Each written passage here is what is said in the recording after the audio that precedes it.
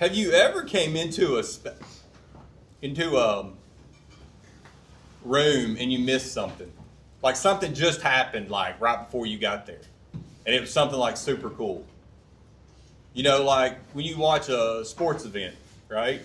And there's been a lot of good sports events here lately, I feel like. Maybe not. Sports games, certain games, and you've got your own teams, right? We've got a lot of UT fans, we've got Michigan fans, we've got Boston fans, we've got, you know, I don't know, what else is there? Arkansas, Kansas City Chiefs, right? Right? And, you know, like, Hope, nobody watches soccer. Okay?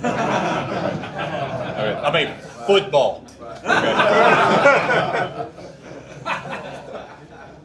I'm just kidding. He actually was a baseball player, so he's actually a baseball player. So, but you know, if you watch, like even like when when Kansas City, I know John's a big Kansas City fan too. You know, when you get down to that fourth quarter, you get down to that like big, like play in the game. You don't get up, right? You don't want to miss that. It could be you still have 5 minutes left in the game, which you know this day and time with sports breaks and commercial breaks and fake injuries and everything else, like 5 minutes of a sports game is really like 30 minutes, right? I don't know what we did, guys, before we could pause our TV. I thought about that the other day, right? Because used to you'd be sprinting to the bathroom and coming back in, you're like, now you can pause it, you know, you can do this, you can come back, you know, whatever, right? But you think about it though, you go to this championship game and you get to, you decide with, you know, 2 minutes left, tied score, that you're going to run to town real quick and get something. We would never do that, right? You're like, 2 more minutes. And we tell our wives that because they don't know 2's 10, right? Yeah. And but you would never do that. That makes absolutely no sense because you're waiting for that big, you know, you don't want to miss anything, right? It's that anticipation. You've went through the first, second, and third quarter, most of the fourth. Now you're at the end, and you're anticipating, right? It could be your team or it could be their team. You know, it could be this, you know, Joe Montana throw to the end zone, right? Or it could be that greatest catch or that, you know, any of those things there, but you don't leave because you've already committed to it. You've been through the whole thing. You actually feel like you're a part of the game, right? You're cheering, you're yelling, you're like, hopefully you're not doing anything you should, you know, like vulgar or whatever, but I'm sure there's some slip-ups there, with, you know. But you know what I'm saying? Like you're so like, right? Enough that you would maybe, if somebody, my brother-in-law's, for example, he's a hardcore Mississippi State fan. So, you know, I'm Ole Miss if I need to be, more than State, and UT because they've taken a tremendous amount of my money. And, you know, I'm all these fans, right? But I will purposely just poke him when they play the Egg Bowl because he gets so mad. I just talk trash. I don't even know the players. Like, I will have to, like, look it up. And I'll be like, well, I'm telling you, so-and-so is fixing to score. And I'm like, I have no idea if that guy's going to score. And but he gets so mad. So some people we're so tied to that we get, you know, so upset and so forth. So, but we would not leave the end because we would expect something crazy to happen, and we want to be able to tell our buddy or whoever, like, man, did you see that play? Did you see that play? Oh yeah, I watched it. Oh, I was there. Some of you will spend whatever money it is to be able to be at the game because it means so much. And if you rationalize that because you're like, it's a once in a lifetime event, it's worth it. Right? I get it. Totally get it.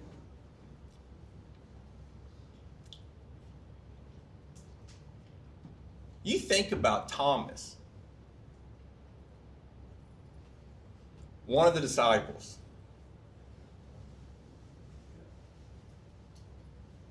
This guy was in the game with select players, an elite group, hand selected by Jesus. They went through all quarters. He saw the miracles. He saw the loaves turn into feed thousands. He saw Peter walk on water.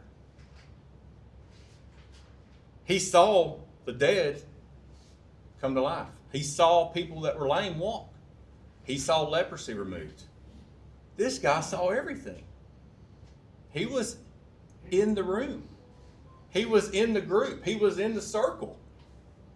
He watched it play by play by play by play. He was friends with the quarterback. He was friends with the coach, the owner. He's in it. Jesus rose, but Thomas wasn't there. So you can imagine when Mary Magdalene and them came back to the disciples and said, hey, guys, he wasn't in there. Y'all need to get up. Y'all got to go check this out. Jesus, there's no... even the garments have been folded and put to the side. And, you know, like, y'all got to come see it. Thomas wasn't there. Now, you know, I'm not going to deep dive into where he was at, what he was doing. Well, I don't know. It's not the purpose of today. But Scripture says he wasn't there. So he also saw the guy that he was following through all quarters that transformed his life. Because remember, the disciples not only followed God. Yes, I understand that we follow God. It would be safe to say if I asked you, do you follow God? You're going to say yes. Even non-believers will say, yeah, I believe in God. I'm like, okay. But he followed him. He walked thousands of steps with him. He didn't get on a plane with him. He walked with him. He prayed with him. To be in the presence of Jesus, just to feel that. You know, when you get into a church service and you feel the Holy Spirit and you feel that energy, the music's just right, and like you're singing, but now, oh my gosh, like this hand just went up. You're like, what is that thing, right? You feel this like emotion rush through you. You feel tears come through. You feel an instant like high point of love for either maybe your spouse or your children or your, you know, a friendly, like you just, that heightened state of the Spirit is inside of you right now. That is what I believe the disciples had the whole time. How could you not have that in the presence of Jesus? How could you not have that? Because in the Old Testament, you couldn't even look at him. You weren't even allowed to look at him. You weren't even allowed to, you know what I'm saying? Like, they're in this deal. Not only that, he walked thousands of miles away. He saw the healing. He saw the miracles firsthand. Okay? Then along that, he saw Jesus. He saw him get arrested. He saw one of his brothers be deceived by the devil and trade silver for his king. He saw a brother fall. He saw a brother that was chosen, the same as he was chosen, be so distraught that he sinned against God that he took his own life. Not hidden, but in a field where everybody could see where he took his life. Thomas saw Peter walk on water. If you remember when they couldn't catch any fish, and Jesus at the bank, he says, hey, put the net down again. Peter and them was like, who is that? I couldn't even realize who he was, right? It's Jesus. Looks like a carpenter. Why is a carpenter telling me how to fish? Right? Well, we'll do it again, but we're putting the nets up because we've not caught anything, but whatever, we'll try. And as you know, he pulled the nets up, and you couldn't even pull the nets up. They were so heavy. They're dragging the boat and everything back. What did Peter do? Peter put his coat around his waist. I don't know why that was. I'm sure there's some kind of biblical purpose to that, right? I don't know. He was about 100 yards or whatever it was from the bank. Peter, at that moment, when he's like, hey, that's Jesus. When he saw the fish go, he goes, wait, that was Jesus. Peter jumps out of the boat and swims to the bank just to get to Jesus. I don't know why he put his coat on. You thought he would take clothes off, but you know. But he does that because he's like, oh my gosh, that's Jesus. Right? There were all these instances that Thomas was a part of, where he saw firsthand the miracles and the evidence of who Jesus was and what his purpose was. Jesus told him that, hey guys, in 3 days, this is going to happen. It was them preparing the disciples because these 12 disciples were supposed to do similar to the tribes did back in the Old Testament. They're supposed to spread into all the earth, all the kingdom, and reestablish Christianity and grow Christianity by ministering, discipling, and being missionaries. But he saw all those things. So why was he not in the room? And it says expectancy of God. After Jesus rose from the dead, he appeared to the disciples, but Thomas was not with them at that moment. His absence caused him to miss the initial joy and confirmation of the resurrection. In John 20:24, it says, now Thomas, also known as Didymus, one of the 12, was not with the disciples when Jesus came. I don't know why you come to church. I don't know. I know why I come to church. I don't know why you come to Fight Club.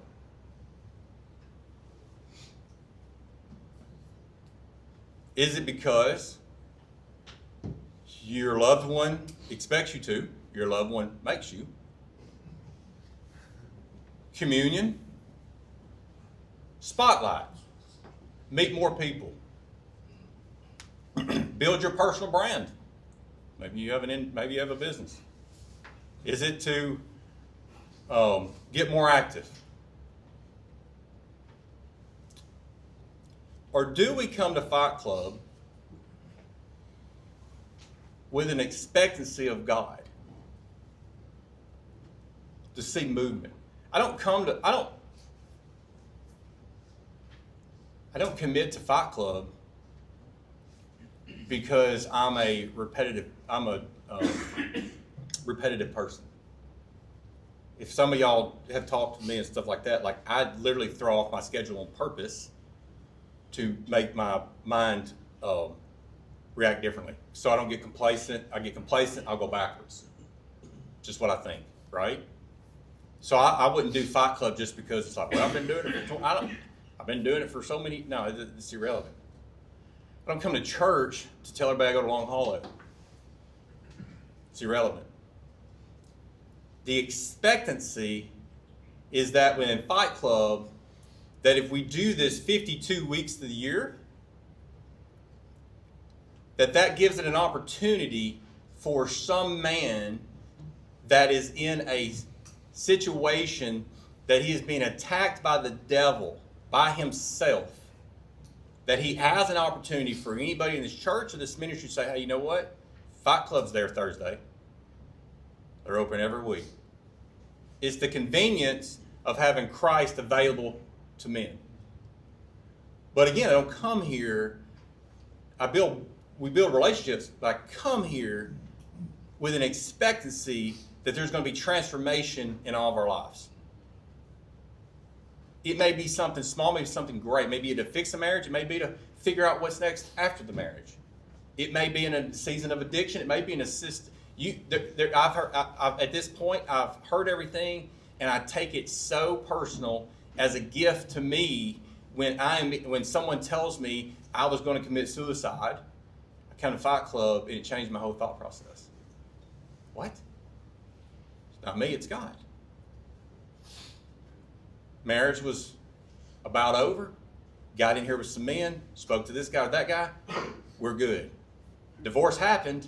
Man, I thought I just didn't want to live anymore. I lost my kids, lost my wife. I found hope in Christ because I was pointed in that direction. I felt lost. I've never had guy friends. I've never had anybody I've confessed to. I've never had anybody I felt I could talk to. A heart of expectancy is to see the same God that Thomas witnessed is still active today because we serve a living God. When I go to church, I'm expecting salvations. Thomas left in the fourth quarter. The same disciples was not with Jesus at the cross, if you remember. Peter denied him. So Peter went through walking on water, jumping out of a boat, to now denying him 3 times. Thomas saw that too. The part of that deal. Thomas, for whatever reason, wasn't there. So he comes back and they're like, oh man, you should have seen this. Oh my gosh, like Ryan got saved. All these things happened. Oh man, you should have been at Fight Club Thursday, man. I met this guy, and I'm telling you what, this was incredible. Oh my God. I went to church, y'all should have seen it. The music was this, and man, there were so many people that got saved. Oh my gosh, I saw a guy that, I've been seeing at the gym. I didn't realize he went to church with us. Had I not went there, I'd have never met him. That's happened to me so many times where I was like, I don't really feel like going to something. And I go and I'm like, that was the devil. Because something happened at that moment, I would have missed it had I listened to that side of myself, the fleshly side, instead of what the Spirit was saying, get up off your butt. You're doing nothing else. Go. Just go. Missing the firsthand experience led Thomas to be skeptical. He struggled to believe without seeing Jesus himself and waited and wanted tangible evidence of the crucifixion wounds. So in scriptures, do you need proof in God? Y'all have talked to people, right? I know you have, where people said, well, man, I don't know if I believe in that. Okay.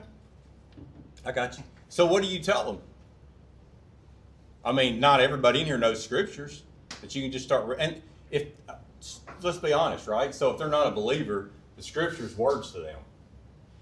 So I can't tell Cody the scripture and him being an unbeliever and him going, I'm in. Yeah. Right? If that was the case, wouldn't we just fire them off everywhere we went? A lot of people need proof, so I don't really hate on Thomas. I understand it because, again, he wasn't there. He missed that joy and that celebration. He came in afterwards, all right? But it says, so the other disciples told him, we have seen the Lord, but he said to them, unless I see the nail marks in his hands and put my finger where the nails were and put my hand into the side, I will not believe. Thomas the gangster too, I guess. I don't know. How would you not? How would you be able to bail out in the fourth quarter when you've seen everything that God's done? And then say something like that? I've been there. I get it. Why is that? Because I've seen where Jesus has done all these things in my life, right? But I pulled out a little bit. I got out of my group, got out of my disciples. I got out of that my good influence, right? Threw me off a little bit. Maybe I'm a little bit negative about things. Church, I don't like having to walk that far into church. I mean, don't say it. Maybe you've not said it before. I've said it, so. Right? But then you're like, well, the disciples walked thousands of miles. I mean, I don't know, right? But it says he's like, no, I'll tell you what, I just don't know. I just don't know if I believe anymore. So what is the proof? So what is the proof that you can bring that's valuable to others?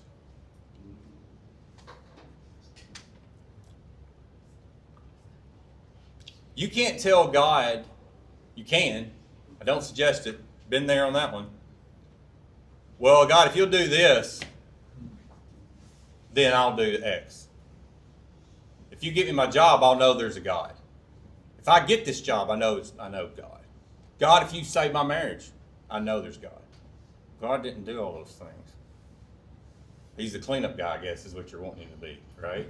He's the fixer. You ever watch some of those shows, right? Movies or whatever. But so you say, what is the proof? What is the proof? What is the proof? What is the proof? What value do you have? When you look at your life, because we're going into Easter weekend, I just wanted to, we're going to hear all the other different, obviously sermons and stuff on Easter. You say you look at the proof on, how do you do that? How do you do that? So when I look at mine, and I'm just going to run through it real quick. When I look at mine, proof, right? Jesus was present in that moment. He was okay to show a brother that was struggling in what was up here and here, was disconnecting. But Jesus, we are the image of him. So we have to cast something out when people do that, What is the proof? What is the proof? The key is Jesus. So when I look at my life, I'm thinking, all right, well, how could I impact Ryan, or how can I impact Vladimir, or Scott, or Kevin, or Jason, or Joel, or da-da-da-da-da, right? Or the unbeliever, right? You have to look back at the first 3 quarters and refer back to previous plays in your life that Jesus was in control of.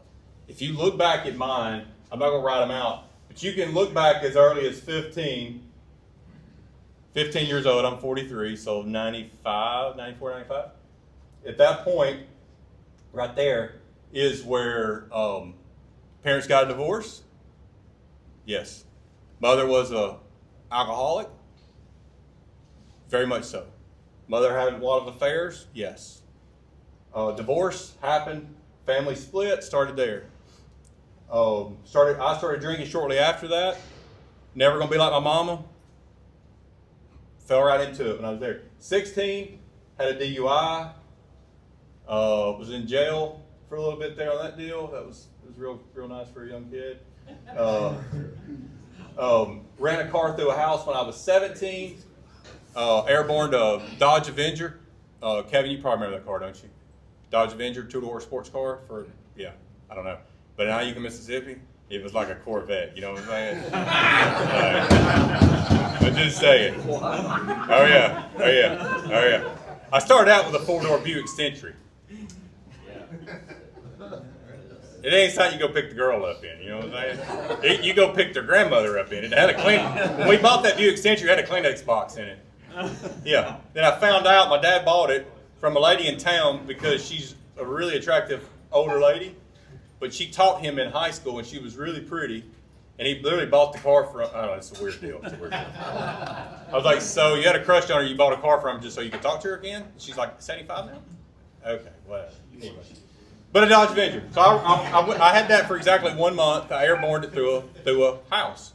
When you drive to our lake house, when you go down this road, there's a curve you're going to go around, and everybody, not knowing why, they call it Caspilla Curve. Because it's like this, there's a house down here, and I never, there was not even a brake mark. I never even turned. I just went like that. Seriously. I got out unscathed, right? Kicked off the basketball team my junior year and my senior year. Spent the last 2 weeks of high school in alternative school. Drank, obviously like a rock star.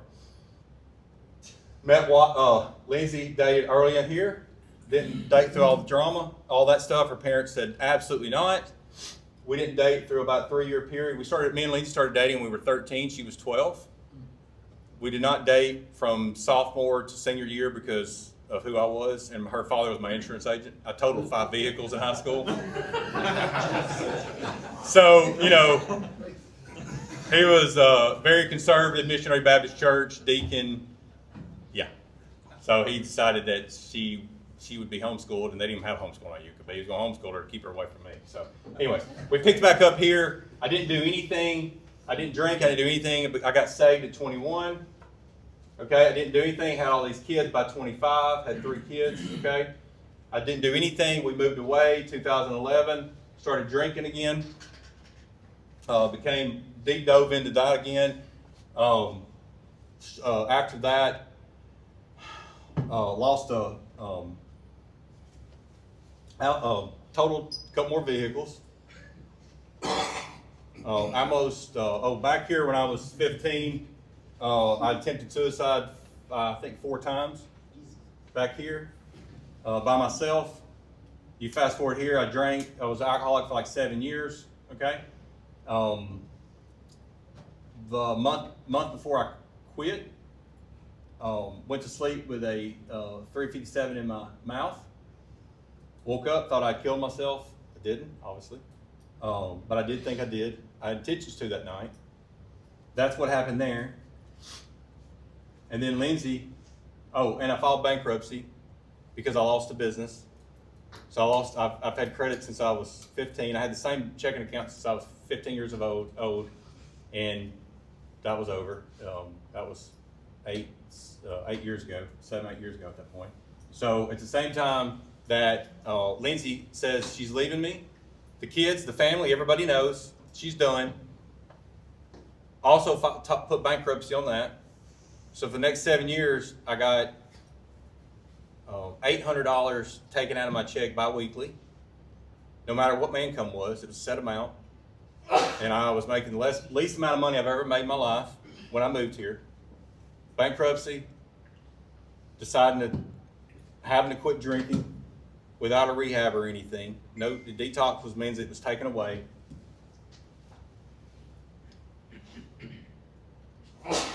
Surrendered my life to God. Marriage rebuilding. Fight Club started forming about 3 years after. I was mirroring Paul when he went to the desert because I wasn't able to lead anybody because I wasn't able to lead myself. Rebuild the marriage. The heaviest thing God said was, it's not about you. You are the proof. I've given you a purpose. What are you going to do with it?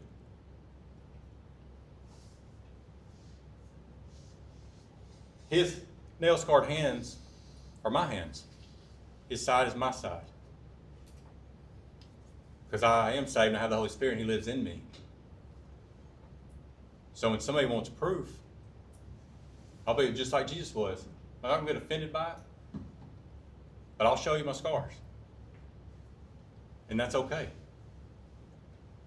Because the proof is what Jesus has done since then. That I have when Ryan was doing it, that was the outcome. When Jesus took over, it's totally different. Right? And I know some of y'all had that same deal. I can't blame stuff on the way my childhood was. I can deep dive into that. I can't blame it because I'm, I don't know, a dozen generation alcoholic. Because when I've accepted Christ, and I accept that I'm a new body, a new creation, I have to believe that my God's big enough to remove all those things from me. If I live into a spirit and invested into men that are invested into me, so that is my proof. I don't get offended by this. When Thomas does that, I don't get offended by that. I don't want you to offended by that. When you look, I want you to take a minute and let it sink in while I'm speaking, and I'm going to wrap up in just a second. What does yours look like? I'm not telling you have to vocalize it. If you've repented and you're living a life for God now, or you're willing to consider it, like really consider it, you will no longer look at this as it won't define you anymore. But it will be a part of your identity that makes you stronger. You know? When you change your life and you transform for God, you have the same temptations to get on here and look at porn. You have the same temptations to drink and say, again, you drink, it's your deal. Not saying anything is. But you know, I don't know, but you know that you may have a problem and you're really playing with fire. I'm just telling you. So you need to remove that. If that could be a thing that you could get down into. Because if the devil sees it, he's going to exploit it. Don't be dumb to that. I'm strong, I'm good. Like, I don't know. Like we're actually questioning flesh and sin because it's yes, you are a strong person, but at the end of the day, you know, like Paul said, I do not what I want to do, and I don't do what I want to do. What a wretched man am I. Because he felt that battle of flesh and spirit, and it just made him mad, I think. He's like, I don't want to think those things. Because he was a stone cold killer for 32 years. In the third part, his proof provided Thomas's purpose, and it says that Jesus graciously met Thomas in his doubt, showing him the wounds and inviting him to believe. The encounter led Thomas to proclaim Jesus as Lord our God. Then he said to Thomas, put your finger here, put your hands here. Reach out your hand and put it into my side. Stop doubting and believe. Thomas said to him, my Lord and my God.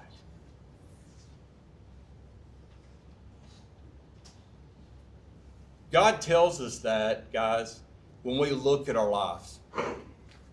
When we seek Him, you will find Him. He is the key. He is the key. He is the key.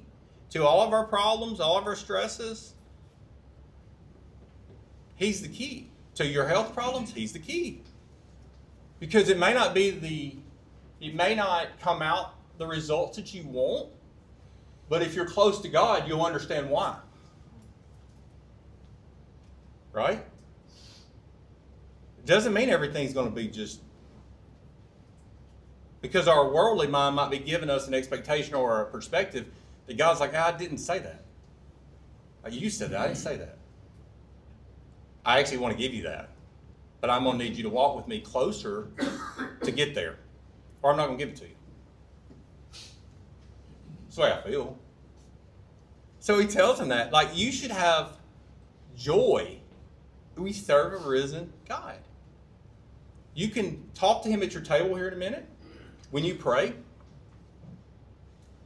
or as soon as you get in your car, there may be something you need to tell God today. We all need to. I do every day, right? But there may be something like super heavy that you need to put out there. You can't quit porn. You can't quit drinking. You can't quit drugs. You can't quit being a jerk. You can't quit believing lies of generations that you've been told that you're the way you are because until you grow in that relationship with God. All the money don't matter. Even a perfect family doesn't matter if you don't have a relationship with God. You can't be present. You can't be present for all the miracles God does in your life and then bail at the end. Because the greatest event, the greatest play, you may miss. We have to be engaged into that. When you think about your proof, guys, this week, we're going to do Easter this weekend. I would challenge you to find time before Sunday to put your phone up, put your whatever up, go outside early in the morning. So I think it's always the best. It's supposed to be good for you too, like 10 minutes in the sunlight, first thing in the morning. It's supposed to be a thing anyway. You take your shoes off, right? Stand on the ground. It's called grounding. You can look all this up. I've got an infinite amount of information.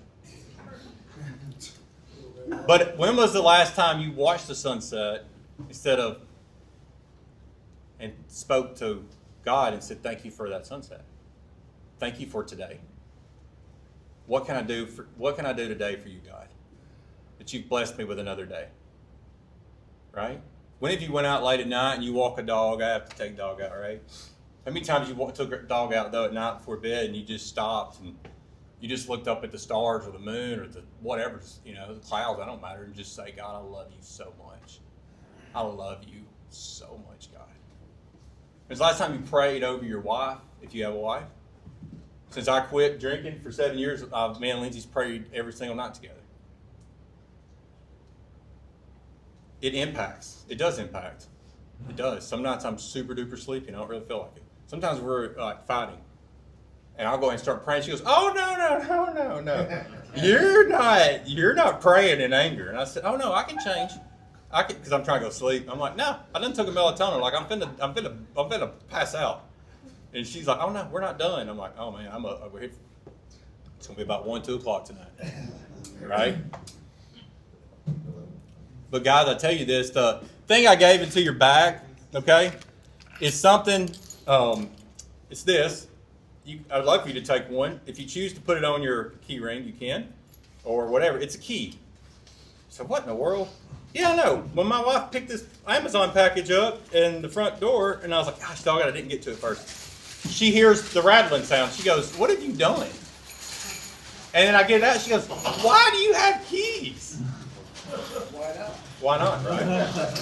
Well, I'm going to do locksmith, baby, on the side. That's what I'm gonna do. So I tell you this because the key doesn't have a cut on it. It's not cut out. It doesn't fit anything, right? It's just a key. It's a gold key. But I put it on mine because I want it to be a reminder, a physical reminder tangible. You can touch it. You can, some people keep these things with them. But it's something that you can look at it, and maybe it'd be a reminder that not only for Easter week or this weekend, it's all about Jesus, but it's about Him every day, and He's the key. He's the key. He's the reminder when you're in a situation. Your keys, traditionally, guys, are everywhere you are, right? So in temptation or in trial, maybe it's something you can look at. He's the key. He is the key. He is the purpose. He is the key. So I give you this because when you have Jesus, it doesn't have to have a fitting on it, because He walks through walls. He don't need doors. When He returned back into that room with them disciples, guys, that's how. Which, think about it, Thomas wanted proof after he just saw Jesus come through the wall and appear. When he knew they were in the upper room because they were hiding, the doors were locked, nobody's getting in, and Jesus pops up. And he still wanted proof. Or Jesus doesn't need a key. He comes through. He doesn't have to have anything. He'll work in any situation, and He's always here for you. He's the key. He's the key in every application of our life. He is the key. Don't bail out early. Come with a heart of expectancy, because He's always there. He's always present. He's not just an Easter event, and He's not just whatever. He is with us all times, guys. And we glorify and we lift that up through that. Amen.